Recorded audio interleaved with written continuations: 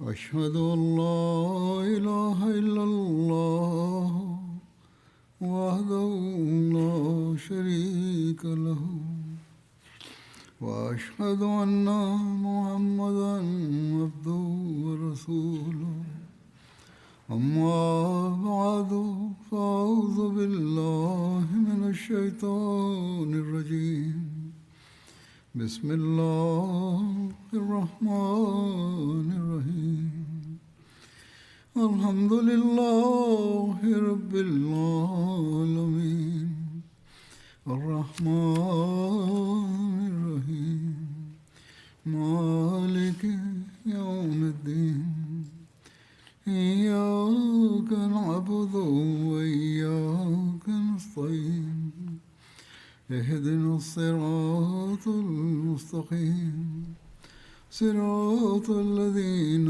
أنعمت عليهم غير المغضوب عليهم ولا الضالين.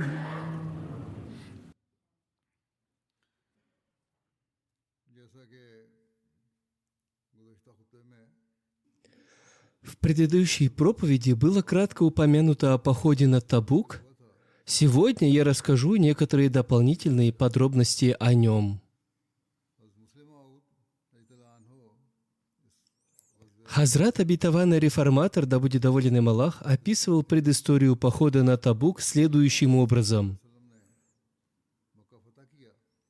Когда посланник Аллаха, мир ему и благословение Аллаха, одержал победу над Меккой, Абу Амир аль-Мадани, который был из племени Хазрач и из-за своих связей с иудеями и христианами привык поминать Бога и совершать богослужения, и люди по этой причине называли его отшельником, хотя по религии он не был христианином. Когда посланник Аллаха, мир ему и благословение Аллаха, переселился в Медину, этот человек бежал в Мекку.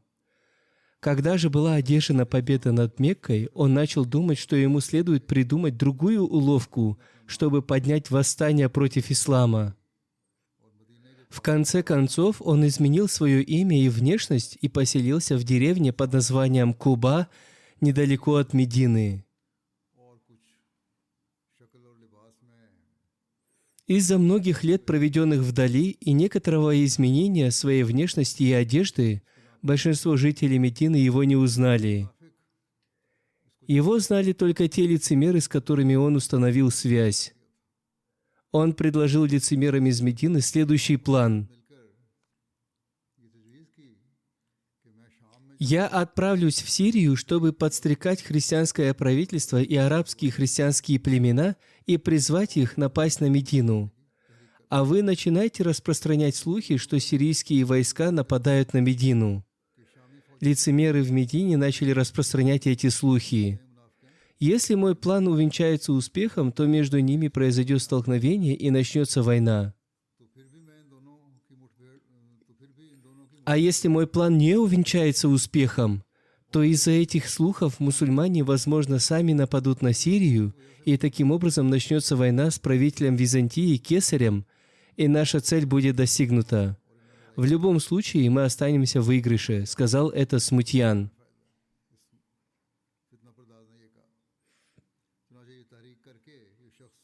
Одним словом, подстрекая к этому, этот человек отправился в Сирию. А лицемеры в Медине начали ежедневно распространять в городе слухи. Мы встретили такой-то караван, и его люди сообщили нам, что сирийское войско готовится напасть на Медину. На следующий день они снова заявляли: мы встретили людей из такого-то каравана, и они сказали, что сирийское войско готовится к наступлению на Медину.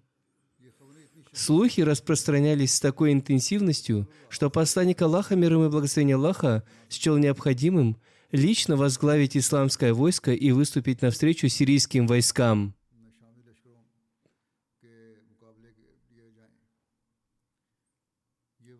Это было крайне тяжелым временем для мусульман. Это был год засухи. В предыдущем сезоне урожай зерна и фруктов был скудным, а урожай нового сезона еще не поспел, жатва еще не началась.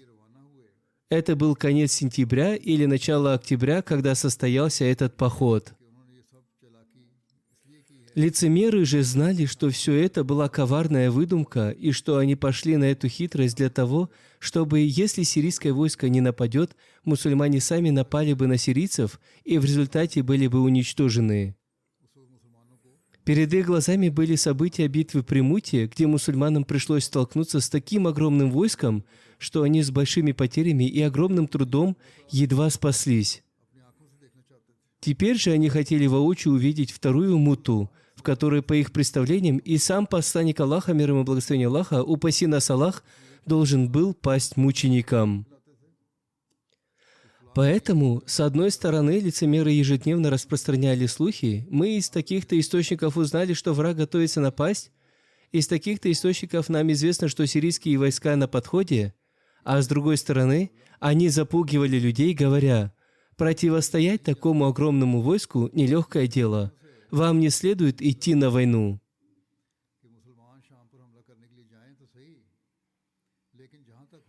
Цель этих их действий заключалась в том, чтобы мусульмане, даже если они и нападут на Сирию, сделали бы это в как можно меньшем количестве, чтобы их поражение стало максимально вероятным. Если их будет мало, поражение будет неизбежным. Одним словом, учитывая поступавшие вести, посланник Аллаха, мир ему и благословение Аллаха, проанализировав обстоятельства и события, пришел к выводу, что если он промедлит с противостоянием римлянам или позволит им проникнуть на территории, находящиеся под влиянием мусульман, потерь будет больше. Поэтому, несмотря на трудности и суровые условия, он решил, что, не давая римлянам времени на продвижение вперед, следует выступить на их территорию и дать им решающее сражение.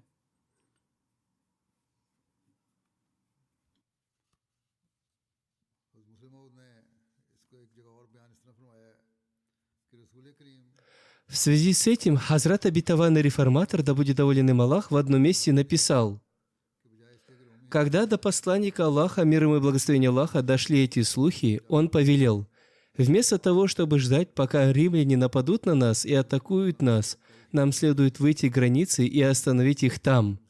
Он приказал мусульманам готовиться. Первую ссылку я привел из исторической книги, а это небольшая часть, взята из книги Хазрата обетованного реформатора, да будет доволен им Аллах.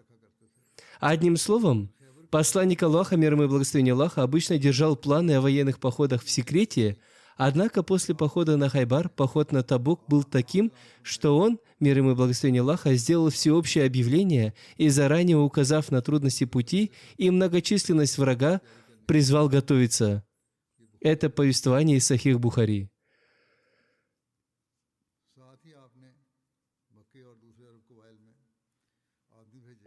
Одновременно он, мир ему и благословение Аллаха, направил людей в Мекку и к другим арабским племенам, чтобы их люди присоединились к войску. С другой стороны, он побуждал состоятельных людей расходовать свое имущество на пути Аллаха. Посланник Аллаха, мир ему и благословение Аллаха, разослал сообщение с призывом присоединиться к войне различным племенам и направил к ним своих послов, как уже об этом упоминалось ранее. Так, Хазрата Бурайду ибн Усайда он направил к племени Бану Аслам, Хазрата Абу Рахма аль-Гифари к его народу Бану Гифар, Хазрата Абу Вакида аль-Лайси к его народу Лайс, Хазрата Абу Джада аз-Замри к его народу, Хазрата Рафия ибн Мукайса он направил к Джухайна, Хазрата Наумана ибн Мусуда к Ашча, а Бадиля ибн Варку, Амра ибн Салима и Бусра ибн Суфьяна к Бану Кааб и Бану Амр. И аналогично Аббаса ибн Марсада он отправил к Бану Сулейм. В Медине в то время царила атмосфера сильного страха и трепета, и причиной тому была угроза могущественного врага, который мог напасть в любой момент.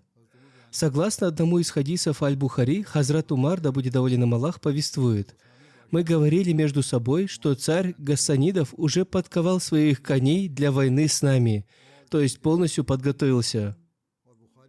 В другом хадисе Аль-Бухари Хазрат Умар повествует: «Мы опасались царя Гассанидов, нам сообщили, что он готовится напасть на нас. В этой атмосфере наши сердца наполнились страхом».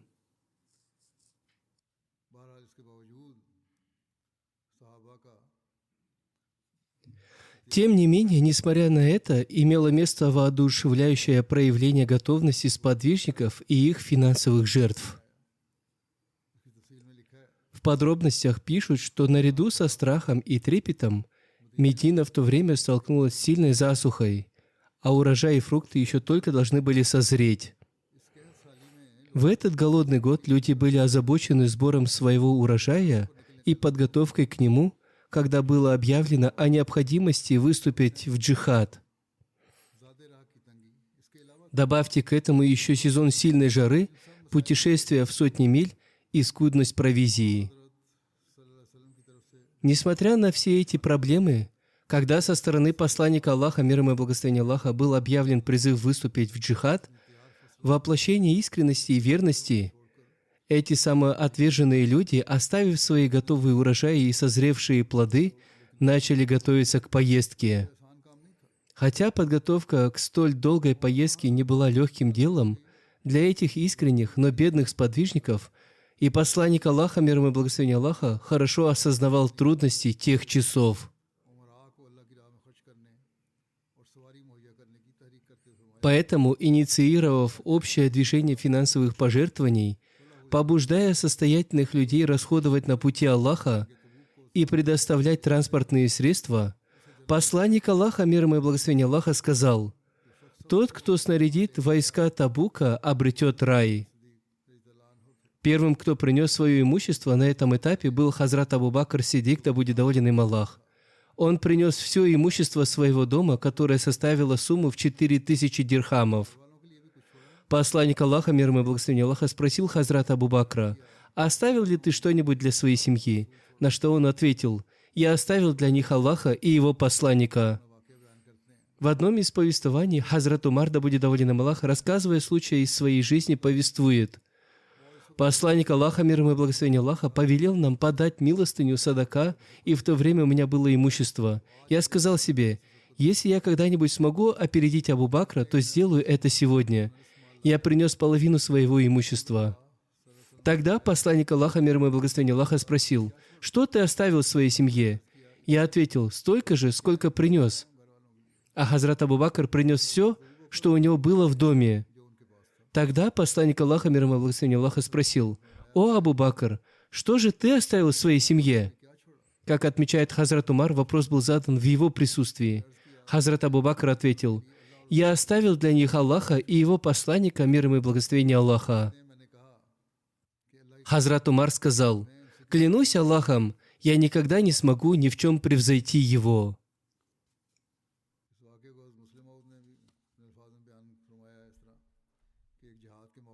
Хазрат обетованный реформатор, да будет доволен им Аллах, также описал этот случай своими словами следующим образом.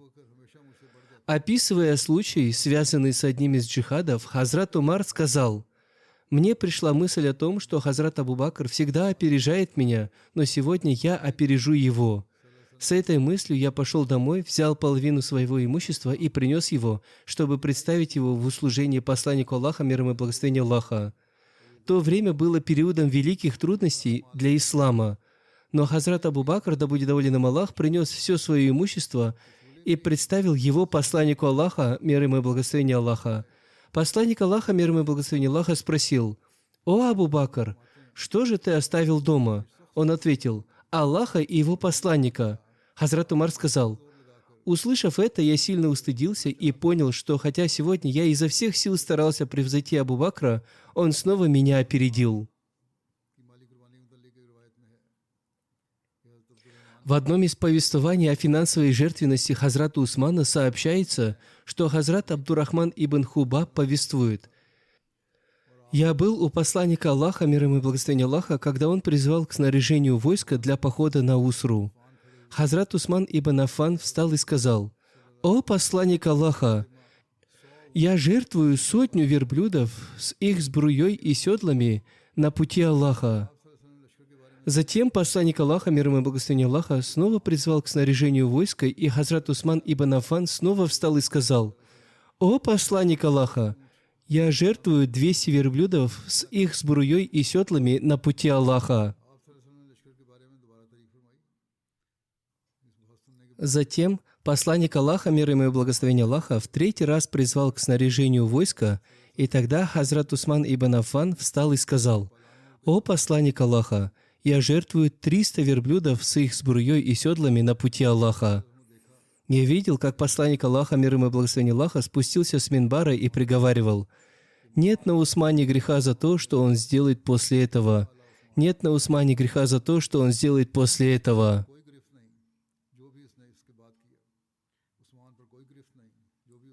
В другом повествовании Хазрат Абдурахман ибн Самура повествует: Хазрат Усман преподнес посланнику Аллаха, мир ему и благословение Аллаха, 1000 динаров, когда тот снаряжал войско для похода на Усру. Он высыпал их в его подол. Хазрат Абдурахман сказал: «Я видел, как посланник Аллаха, мир ему и благословение Аллаха, перебирал эти динары в своем подоле и говорил: отныне Усману не повредит ничего, что бы он ни совершил». Он повторил эти слова дважды.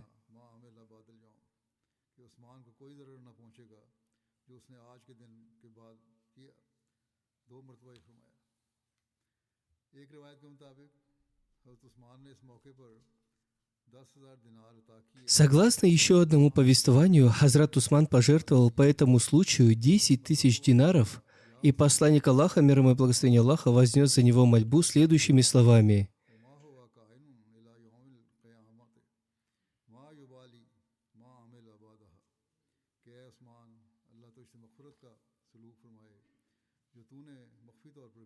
«Да простит тебя Аллах, о Усман, за то, что ты совершил в тайне и явно, и что будет совершено до самого судного дня. Пусть он больше не беспокоится о том, что бы ни совершил после этого».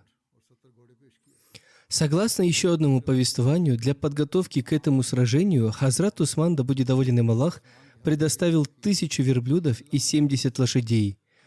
Согласно другому повествованию, посланник Аллаха, мир ему и благословение Аллаха, в связи с этим вознес мольбу за Хазрата Усмана следующими словами: «О Аллах, будь доволен Усманом, ибо я доволен им». Ибн Исхак сообщает, что Хазрат Усман пожертвовал ради похода на Табук такую сумму, которую не смог превзойти ни один другой сподвижник.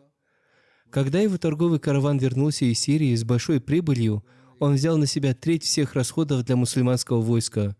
Он сказал: «Я возьму на себя расходы на 1/3 войска». Он обеспечил снаряжение для более чем 10-тысячного войска, позаботившись даже о том, чтобы каждая мелочь, вплоть до ремня для каждого воина, была оплачена из его средств. На это он потратил 10 000 динаров, помимо верблюдов и лошадей. Кроме того, он предоставил посланнику Аллаха, мир ему и благословение Аллаха, 1000 верблюдов, 100 лошадей, прочее снаряжение, а также 1000 динаров наличными. Эти 1000 динаров были помимо тех 10 000 динаров, которые он потратил на подготовку 10-тысячного войска. В это же время Хазрат Абдурахман ибн Ауф пожертвовал 100 укия серебра, а согласно некоторым повествованиям 200 укий серебра. Укий – это мера веса, равная приблизительно 10,5 тола, то есть от 1050 до 2100 тола серебра или 1,25 до 2,5 килограммов серебра, если считать по современным меркам. Затем посланник Аллаха, мир ему и благословение Аллаха, сказал: «Усман ибн Аффан и Абдурахман ибн Ауф – это сокровища из сокровищниц Аллаха на земле, которые они расходуют ради довольства Аллаха. Они пожертвовали огромное имущество». Согласно одному из повествований, Хазрат Абдурахман ибн Ауф пожертвовал 400 укий золота, то есть 4200 тола золота. Некоторые также упоминают, что он предоставил 900 верблюдов. В любом случае сообщается о больших пожертвованиях. Согласно другому повествованию, Хазрат Абдурахман ибн Ауф пришел к посланнику Аллаха, мир ему и благословение Аллаха, и сказал: «У меня есть 8000 дирхемов. Я оставил 4000 дирхемов для своей семьи, а 4000 предоставляю вам». Посланник Аллаха, мир ему и благословение Аллаха, благословляя его, сказал: «Да благословит Аллах то, что ты оставил для своей семьи, и то, что ты пожертвовал на пути Аллаха». Хазрат Асим ибн Ади пожертвовал 70 васаков фиников. Один васак составляет 60 са, а один са равен примерно 3 серам, то есть в общей сложности это примерно 12 600 килограммов фиников. Среди тех, кто приносил имущество посланнику Аллаха, мир ему и благословение Аллаха, также упоминаются имена Хазрата Аббаса ибн Абдуль-Муталиба, Хазрата Талхи ибн Убайдуллаха, Хазрата Сада ибн Убады и Хазрата Мухаммада ибн Муслимы, тех, кто совершил большие пожертвования. В связи с этим Хазрат Обетованный Мессия мир ему сказал: «Была такая эпоха, когда люди жертвовали своими душами ради религии Аллаха, подобно овцам и козам, не говоря уже об имуществе. Хазрат Абу Бакр Сиддик неоднократно жертвовал всем своим домом и имуществом до такой степени, что даже не оставлял иголки в своем доме. Точно так же Хазрат Умар в соответствии со своими возможностями и искренностью, и Хазрат Усман сообразно своей силе и положению, и так далее, в соответствии с их степенями, все сподвижники были готовы пожертвовать своими душами и имуществом ради этой божественной религии». Далее Хазрат Обетованный Мессия мир ему сказал: «Всевышний Аллах изрекает: вы не обретете благочестие, пока не будете расходовать из того, что вы любите. Пока вы не будете расходовать на пути Аллаха самые дорогие для вас вещи, вы не сможете обрести добро. И чтобы достичь этого блага, сподвижники жертвовали». Хазрат Обетованный Реформатор, да будет доволен им Аллах, рассказывает, что сподвижники иногда продавали свое домашнее имущество и вещи, чтобы покрыть военные расходы. Более того, бывало, что они продавали свою недвижимость и тратили ее на других, обеспечивая все их нужды, то есть для тех, кто отправлялся на войну. Однажды посланник Аллаха, мир ему и благословение Аллаха, вышел и сказал: «Наше войско отправляется в такую-то поездку, но у верующих ничего нет. Есть ли среди вас тот, кто получит награду?» Услышав это, Хазрат Усман сразу же встал, достал свои сбережения и предоставил эту сумму посланнику Аллаха, мир ему и благословение Аллаха, для покрытия расходов мусульман. Увидев это, посланник Аллаха, мир ему и благословение Аллаха, сказал: «Усман приобрел рай». Хазрат третий халиф Обетованного Мессии, да смилуется над ним Всевышний Аллах, также рассказал об этом случае в одной из своих проповедей о финансовых пожертвованиях. Однажды для подготовки к военному походу требовалось много средств, и в те дни была некоторая финансовая напряженность. Мир устроен так, что иногда наступают дни изобилия, а иногда дни трудностей.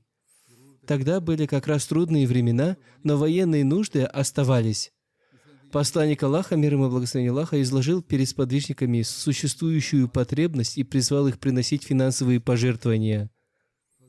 В результате Хазрат Абу Бакр Сиддик, да будет доволен им Аллах, принес все свое имущество. Хазрат Умар, да будет доволен им Аллах, принес половину своего имущества. Хазрат Усман, да будет доволен им Аллах, предложил: «Примите мое предложение, я полностью покрою расходы на 10 тысяч сподвижников». И кроме того, он предоставил 1000 верблюдов и 70 лошадей. Таким же образом, все искренние сподвижники совершили финансовые пожертвования согласно своим возможностям и способностям, и Всевышний Аллах извлек из этого наилучшие результаты. По милости Всевышнего Аллаха, члены Ахмадийской мусульманской общины понимают важность финансовых пожертвований. Я часто рассказываю на различных собраниях, что некоторые люди действительно жертвуют всем, что у них есть. Состоятельные люди и те, кто обладает возможностями, должны брать пример с Хазрата Абу Бакра, Хазрата Умара и Хазрата Усмана, да будет доволен ими Аллах, и повышать уровень своих пожертвований. Бедные и люди среднего достатка уже совершают свои пожертвования. По милости Всевышнего Аллаха есть много состоятельных людей, которые жертвуют на самом высоком уровне. Те, кто слабее, также должны выходить вперед для распространения веры. В наше время и у них есть возможность приносить жертвы. Сподвижники принесли все, что могли, то, сколько мог. Они предоставляли транспорт, мечи и другое военное снаряжение для бедных и нуждающихся воинов. Когда бедные сподвижники или сподвижницы приносили по 1-2 мере зерна, их сердца переполнялись сожалением. Если бы у нас было больше, мы бы отдали и это. Но лицемеры смеялись над ними и говорили: «Неужели эти люди думают, что смогут победить кесаря этой горстью зерна?» Муд — это небольшая мера, примерно равная пригоршне. Относительно этих насмешек лицемеров Всевышний Аллах изрекает: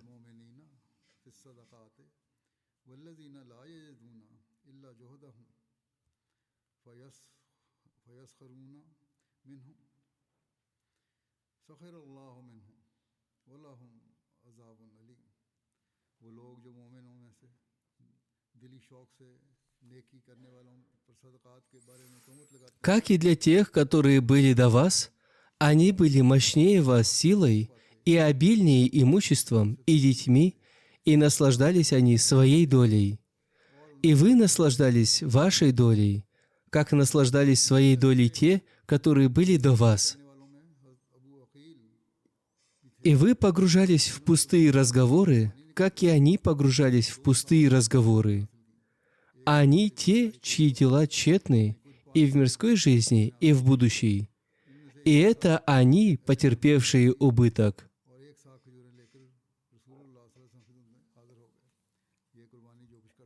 Среди тех, кто жертвовал, зарабатывая тяжелым трудом, был и Хазрат Абу Акиль. Всю ночь он качал воду из колодца и заработал 2 са фиников. 1 са равен примерно 2,5 килограмма.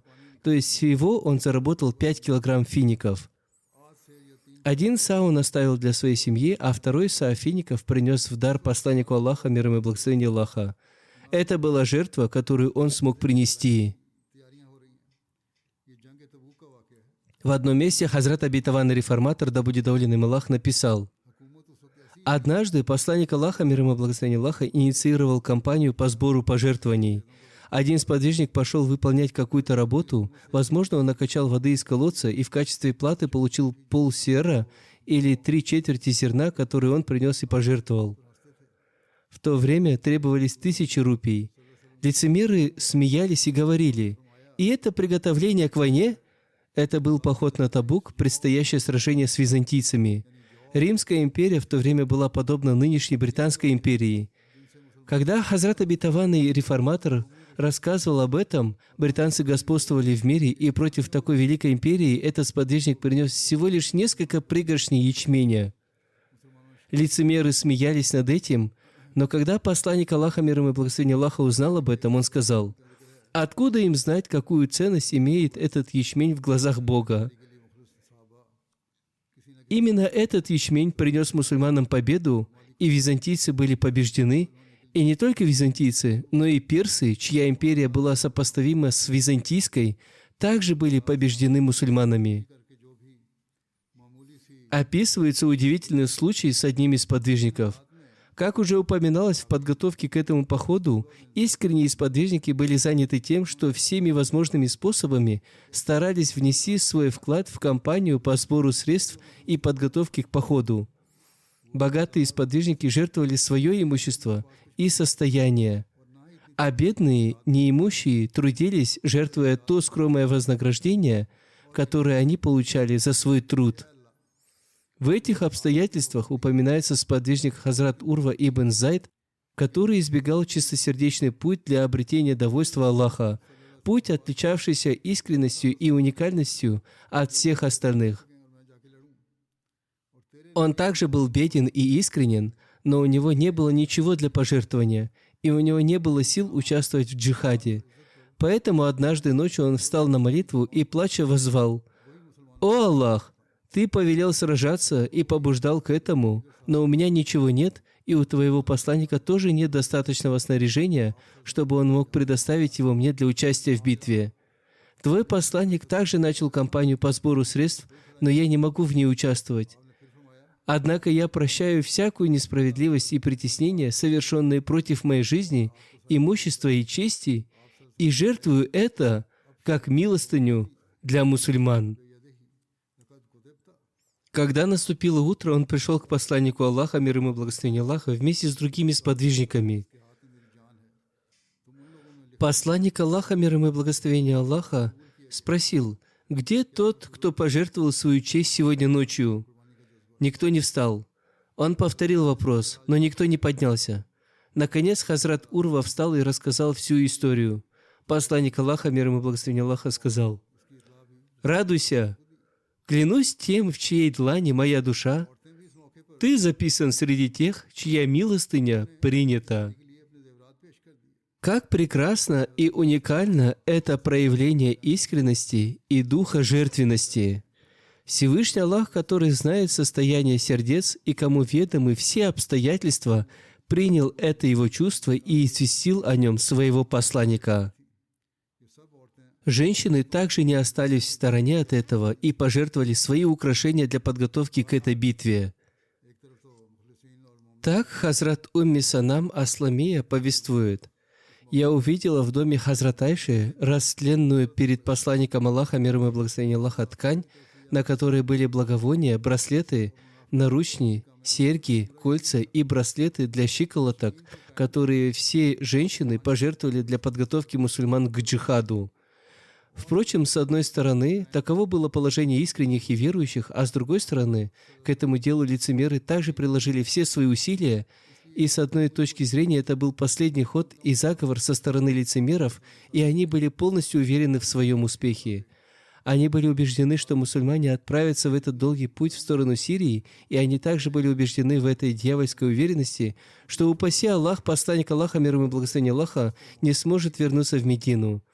Поэтому теперь их главной целью было сделать так, чтобы как можно меньше мусульман выступили в поход вместе с ним. По их разумению, чем меньше будет мусульман в войске, тем меньше будет войска, и поражение и гибель этого войска будут неизбежны. Поэтому они начали преувеличивать и раздувать тяготы нынешней ситуации, трудности и лишения предстоящего пути. Они стали запугивать мусульман.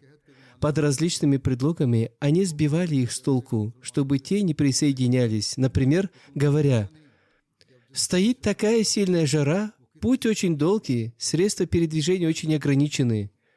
Поскольку большинство населения Медины занималось сельским хозяйством, и их урожай был готов, и этот урожай созревал во время засухи, затем они повсюду в Медине говорили мусульманам: «Вы не знаете, с каким суровым и воинственным войском вам предстоит столкнуться теперь. Сражаться с ними – нелегкая задача. Мы видим, что вас всех либо убьют, либо вы все станете их пленниками». Так говорили эти лицемеры. Хотя эта пропаганда лицемеров не оказала никакого воздействия на верующих высочайшего уровня и искренних, сердца некоторых слабоверных настолько устрашились, что они начали придумывать различные отговорки и оправдания, чтобы не идти на войну. Хотя большинство тех, кто выдвигал такие оправдания, сами были лицемерами. Священный Коран упомянул об этой пропаганде лицемеров и их отговорках с целью остаться следующее.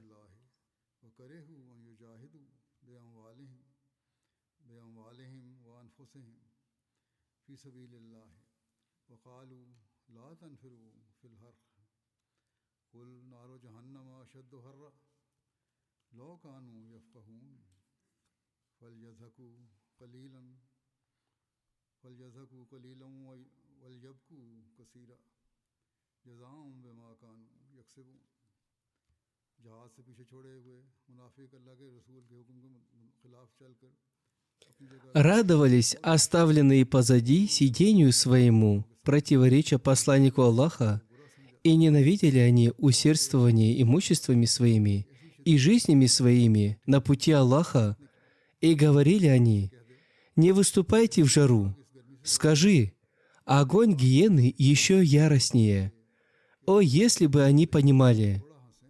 Пусть же смеются они мало, и пусть они плачут много в воздаянии за то, что они приобретали.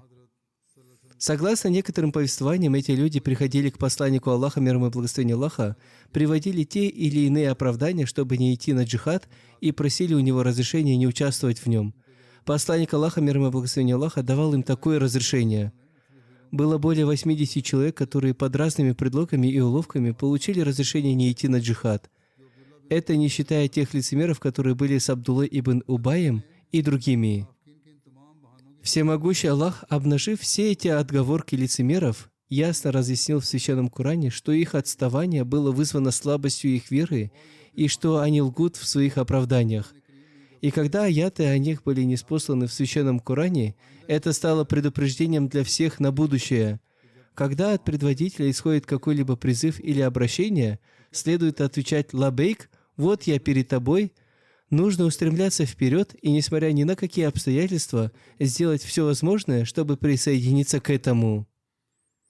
Одним словом, относительно этого Всевышний Аллах в Священном Коране изрекает: وسفرا قاصدا لاتبعوك ولكن بعدت عليهم الشقة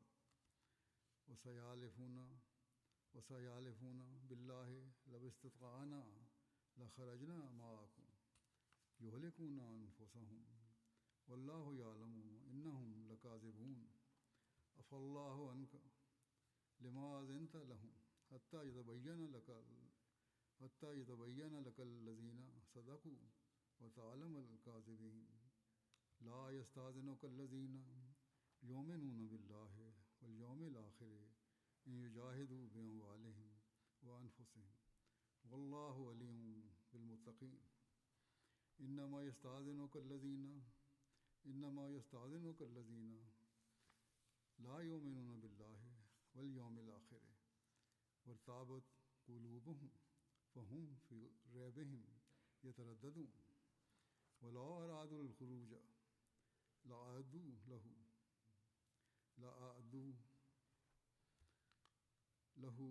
عدة ولكن كره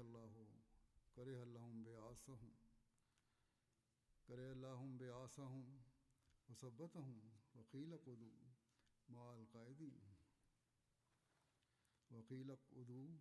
القاعدين لو خرجوا فيكم ما زادوكم إلا خبالا ولا أوذوا خلالكم يبغونكم الفتنة وفيكم سماعون لهم والله عليم بالظالمين لقد ابتغوا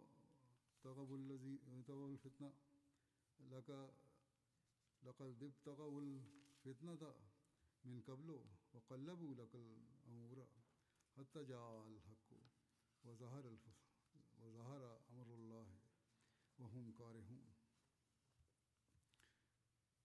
من قبل وقلبوا لك الأمور حتى جاء الحق وظهر أمر الله وهم كارهون अगर फासला नज़दीक का होता और सफ़र आसान होता तो वो ज़रूर तेरे पीछे चलता. Если бы приходящее было близко и путь коротким, они бы, несомненно, последовали за тобой. Но трудный путь далеким стал для них. И будут они клясться Аллахом: если бы могли мы, несомненно, выступили бы мы вместе с вами. Губят они души свои, и Аллах знает, что воистину они лжецы. Да простит тебя Аллах. Почему ты позволил им остаться, пока не стали ясны тебе те, кто говорит правду, и пока не узнал ты лжецов? Не спрашивают у тебя позволения те, которые веруют в Аллаха и в последний день усердствовать имуществами своими и душами своими. И Аллах знает богобоязненных. Только те просят у тебя позволения остаться, которые не веруют в Аллаха и в последний день, и сердца которых сомневаются, и они колеблются в сомнении своем. А если бы захотели они выступить в поход, то приготовили бы они для него снаряжение, но не пожелал Аллах выступления их, и задержал Он их, и было сказано им: «Сидите вместе с сидящими». Если бы выступили они с вами, то не прибавили бы они вам ничего, кроме беспорядка, и сновали бы между вами, стремясь посеять среди вас смуту. И среди вас есть прислушивающиеся к ним. И Аллах хорошо знает нечестивых. Воистину, стремились они к смуте и раньше, и представляли тебе дела в искаженном виде, пока не пришла истина, и не стало явным повеление Аллаха, хотя они и ненавидели это.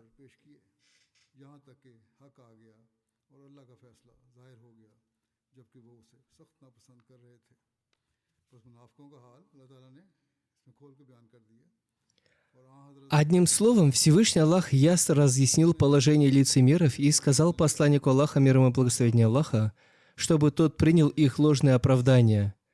Если бы он не принял их и не дал разрешения, то их лицемерие непременно раскрылось бы перед всеми, оно обязательно открылось бы. Они все равно не собирались идти на войну, Но так или иначе, Всевышний Аллах изрекает, что их неучастие лучше, потому что если бы они по какой-то причине и отправились, то во время войны совершили бы такие поступки, которые причинили бы мусульманам вред. В любом случае, результаты не оправдали ожидания этих лицемеров. Остальные подробности этого, иншаллах, я изложу в следующий раз. В своей предыдущей проповеди я упоминал о нападении на мечеть в Рабве. Пожалуйста, помолитесь о выздоровлении тех членов молодежной общины, которые пострадали. Пусть Всевышний Аллах дарует полное выздоровление всем раненым. Пусть Всевышний Аллах защитит их от любых осложнений. Иногда последствия подобных происшествий проявляются и позже. В настоящее время 3 членов нашей молодежной организации получили серьезные ранения и по этой причине все еще находятся в больнице. Остальные 5, которые также пострадали после оказания медицинской помощи, были отправлены домой. Однако, в любом случае, для заживления их ран потребуется время. Пусть Всевышний Аллах дарует им полное исцеление и защитит в будущем всех членов общины в любом месте от всякого зла, вреда и ущерба.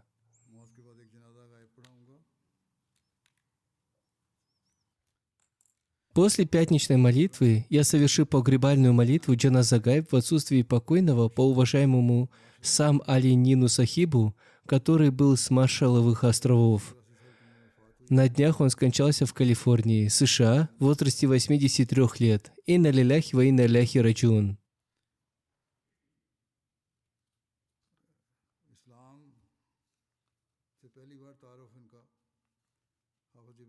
Его первое знакомство с исламом произошло благодаря проповедованию нашего миссионера Хафиза Джибрила Саида Сахиба в 1980-х годах. В то время он принял ислам Ахмадият. Он столкнулся с большим противодействием, но стойко и непоколебимо держался своей веры. Когда один сенатор в парламенте объявил ислам религией, связанной с терроризмом, он с большой смелостью написал в местной газете, заявив: «Мы мусульмане Ахмади, и мы не имеем никакого отношения к терроризму». Его смелое заявление стало источником силы для общины. Тот сенатор пытался протащить этот закон, но благодаря его усилиям этого так и не произошло. Он был известен в местном обществе как влиятельная личность. Фалахуддин Шамс, заместитель амира Ахмадийской мусульманской общины США, пишет: «Мне посчастливилось работать на Маршалловых островах в течение 5 лет. Я ездил туда, так как их община была подотчетной общиной США. Покойный Сам Али Сахиб принял Ахмадият посредством Хафиза Джибрила Саида Сахиба. Вначале там было всего 4-5 семей мусульман Ахмади, и община была очень маленькой, даже не зарегистрированной. Однако, благодаря большим усилиям и стараниям Хафиза Сахиба, община была зарегистрирована. После того, как Хафиз Сахиб вернулся, в течение долгого времени там не было никакого миссионера. И в этих условиях покойный Сам Али Сахиб вплоть до своей смерти поддерживал свою общину, продолжал проповедовать и никогда не позволял предать забвению имя общины. Он с большой теплотой и энтузиазмом помогал общине. Всякий раз, когда из центра туда отправлялась делегация, он помогал им и всегда активно и результативно работал. Он занимает первостепенное место в основании общины на Маршалловых островах. Большинство новообращенных приняли ахмадийский ислам благодаря его усилиям. Он также был президентом местной общины на Маршалловых островах.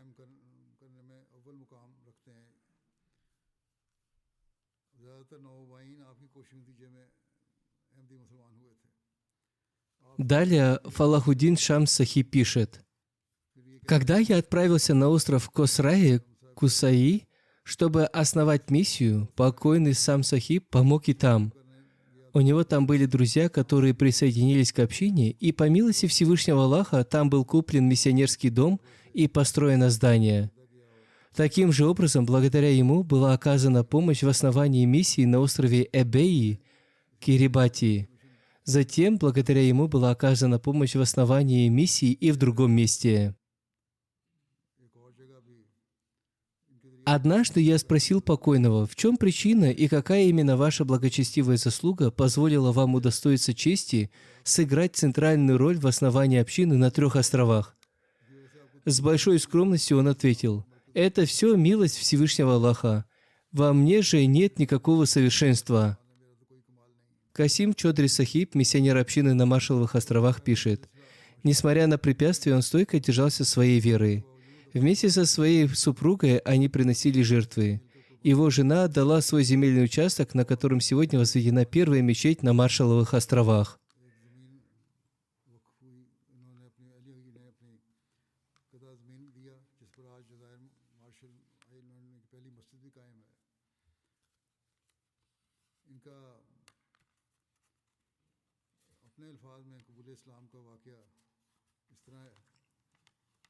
История принятия им ислама его собственными словами такова.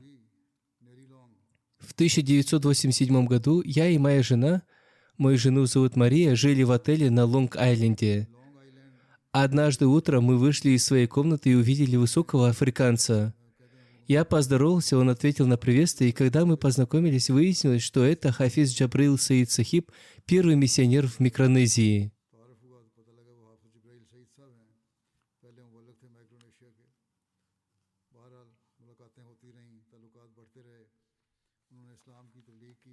Одним словом, встречи продолжались, отношения укреплялись.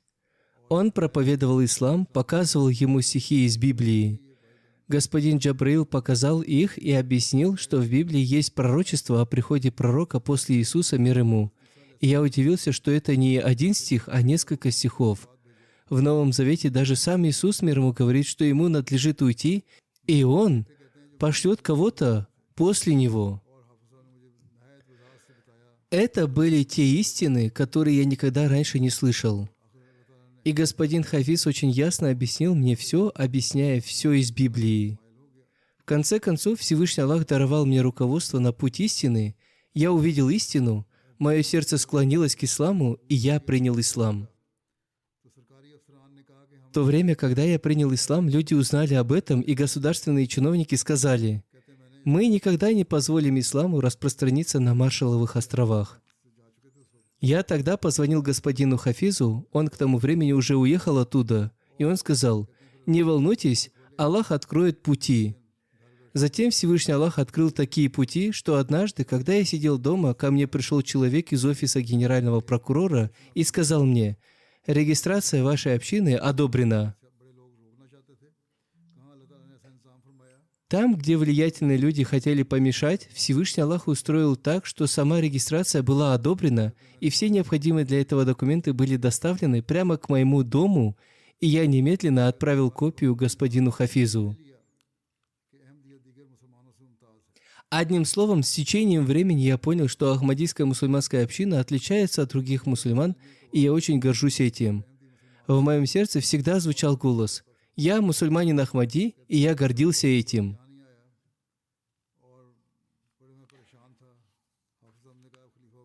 В течение 20 лет сюда не приезжал ни один миссионер, и я очень переживал. Господин Хафиз сказал: «Продолжайте писать письма халифу времени, и тогда так или иначе будут приняты меры».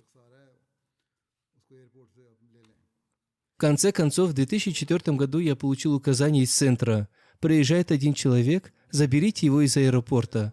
Я поехал в аэропорт, и спустя некоторое время оттуда вышел улыбающийся человек и спросил мое имя.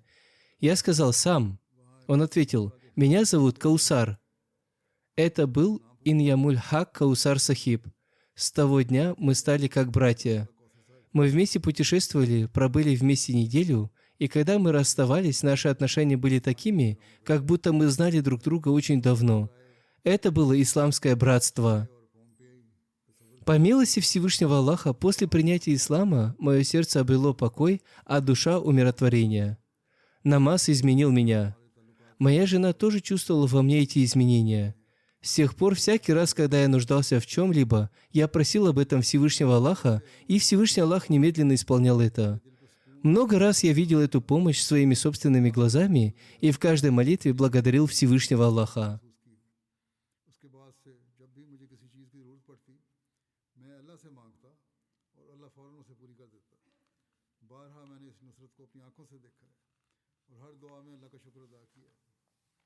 Внучка покойного Джулия пишет, что он был очень искренним мусульманином, который находил утешение и силу в своей вере.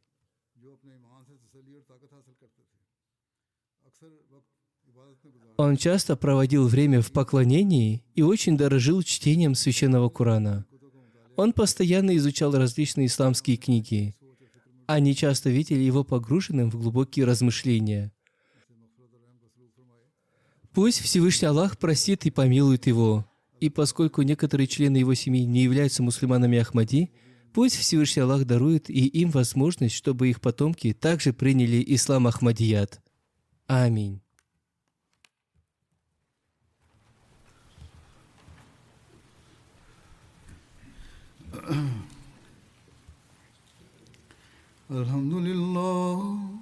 الحمد لله نحمده ونستعينه ونستغفره ونؤمن به ونتوكل عليه ونعوذ بالله من شرور أنفسنا ومن سيئات أعمالنا من يهده الله فلا مضل له ومن يضلل فلا هادي له ونشهد أن لا إله إلا الله ونشهد أن محمدا عبده ورسوله عباد الله رحمكم الله إن الله يأمر بالعدل والإحسان وإيتاء ذي القربى وينهى عن الفحشاء